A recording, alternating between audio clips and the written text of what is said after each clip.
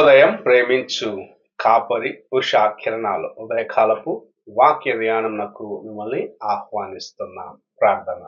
సర్వశక్తి గల యేసయ్య, సర్వోన్నతుడ, గొప్ప దేవ, ఈ ఉదయకాల సమయానికై వందనములు స్తోత్రములు చెల్లించుకుంటున్నాం. తండ్రి, మమ్మల్ని ప్రేమించి మరి యొక్క దినమును నీ కృపచేత అనుగ్రహించిన విధానాన్ని బట్టి వందనములు. ఈ ఉదయకాల సమయమున నీ వాక్యము చేత నాతో మాట్లాడము దేవా. నా హృదయమును నాయన స్పందించమని వేడుకుంటున్నాను. దేవా, కార్యక్రమమును వీక్షిస్తున్న ప్రతి ఒక్కరికి ఆశీర్వాదకరముగా చేయమని యేసు పరిశుద్ధ నామమున అడిగి వేడుకుంటున్నాను పరమ తండ్రి, ఆమేన్. ఈ ఉదయకాలపు వాక్య భాగము హెబ్రీయులకు రాసిన పత్రిక 11వ అధ్యాయము మొదటి 3 వచనములను చదువుకుందాం.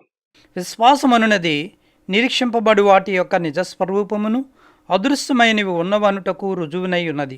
దానిని బట్టి ఏ పెద్దలు సాక్ష్యము పొందిరి. ప్రపంచములు దేవుని వాక్యము వలన నిర్మాణమైనవనియు, అందును బట్టి దృశ్యమైనది కనబడేటి పదార్థములచే నిర్మింపబడలేదనియు విశ్వాసము చేత గ్రహించుకొనుచున్నాము. విశ్వాసం అన్నది నిరీక్షింపబడు వాటి యొక్క నిజ స్వరూపము అన్న కార్యమును ఇక్కడ మనం చూస్తూ ఉన్నాం. నీ జీవితంలో ఏ కార్యమును నీవు నిరీక్షిస్తున్నావు అని ఒక ప్రశ్న నీ ముందు ఉంచబడినట్లయితే నీ యొక్క సమాధానము ఏమై ఉంటున్నది? ఒక్కసారి నీవు ప్రశ్నించుకో.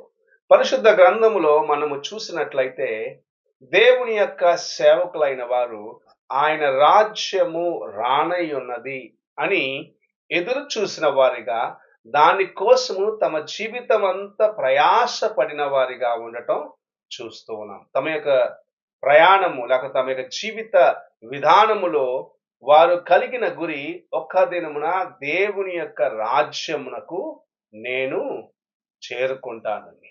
అబ్రహామును గురించి సెలవిచ్చబడిన కార్యం మనము చూసినట్లయితే పునాదులు గల ఆ పట్టణము కోసము ఆయన ఎదురు చూస్తూ ఉన్నాడు. దేవుడు దేనికి శిల్పియు నిర్మాణకుడై ఉన్నాడో ఆ పట్టణము కోసం ఎదురు చూసిన వాడిగా ఉన్నాడని దేవుని యొక్క వాక్యము సెలవిస్తూ ఉన్నది.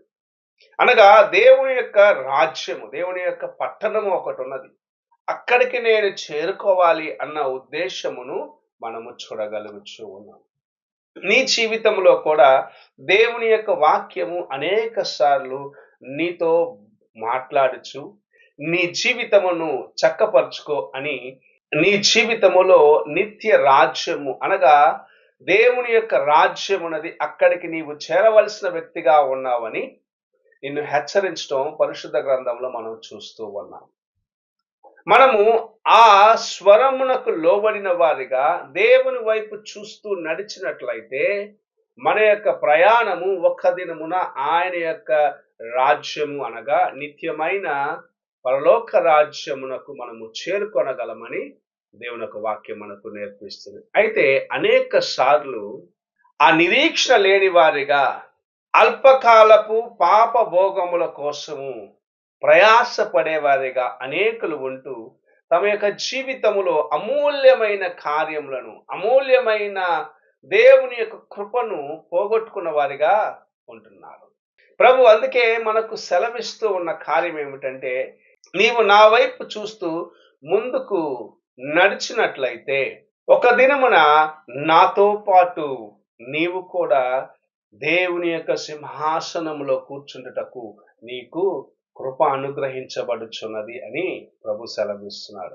ఈ కార్యమును మనం ప్రకటన గ్రంథం 3వ అధ్యాయములో చూడగలం. గనుకనే నీవు నేను దేవుని రాజ్యము కోసము నిరీక్షించిన వారిగా, ఆయన రాజ్యాకాంక్ష కలిగిన వారిగా, ఈ లోక ప్రయాణములో దేవుని కోసము నమ్మకముగా జీవించేవారిగా, ఆయన యొక్క ఆజ్ఞలను గాయకొనేవారిగా, అల్పకాలపు పాపభోగముల కోసము పరిగెత్తే వారిగా ఉండకుండగా, దేవుని కోసము నీవు నేను మన హృదయములను యథార్థముగా కాపాడుకున్న వారిగాను, పరిశుద్ధముగా జీవించేదానికి ప్రయత్నించిన వారిగా ఉండాలని ప్రభు ఆశిస్తూ ఉన్నాడు. మోషేని గురించి కార్యము చెప్పబడుచున్నది. అల్పకాల పాపభోగములను అనుభవించట కంటే దేవుని బిడ్డలతో శ్రమ అనుభవించటం మేలనుకున్నాడని మోషే భక్తుల గురించి చెప్పబడుచున్నది. మనము దేవుని కోసము శోధించబడి శ్రమలు అనుభవించినను సరే, ఆయన కోసము నమ్మకముగా నిలబడినట్లయితే మన యొక్క విశ్వాసము స్థిరపరచబడుచున్నది. మనము దేవుని యొక్క రాజ్యము కోసం నిరీక్షించి ఉన్నాము గనుక ఒక దినము ఆ రాజ్య ప్రవేశము కోసము నీవు నేను సిద్ధపడి ఉన్నదాన్ని బట్టి తప్పక ఆయన రాజ్యంలో చేరుకొనగలము. నీకు నాకు ప్రభు ఈ కృపను అనుగ్రహించి ఉన్నాడు. అందుకే ఆయన యందు నిరీక్షించు, ఆయన యందు విశ్వసించు.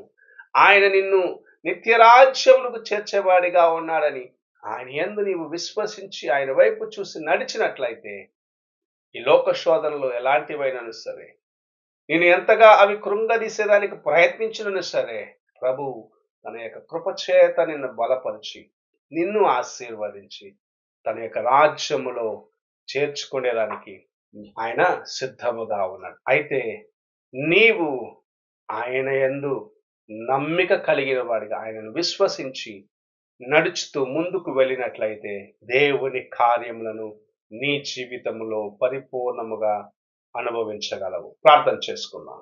పరిశుద్ధుడైన తండ్రి, ఈ ఉదయకాల సమయంలో నీవు మాతో మాట్లాడిన విధానాన్ని బట్టి స్తోత్రములు చెల్లించుకుంటూ, దేవా నీ యందు నిరీక్షణ ఉంచేవారిగా, నీ వైపు చూసేవారిగా, దేవా నీవే నాయన మాకు నిజస్వరూపమని గ్రహించేవారిగా, నీ కృపను సంపాదించుకునేదానికి ప్రయత్నించే ఆ ధన్యతను అనుగ్రహించి నడిపించమని యేసు పరిశుద్ధ నామమున అడిగి వేడుకుంటున్నాను పరమ తండ్రి.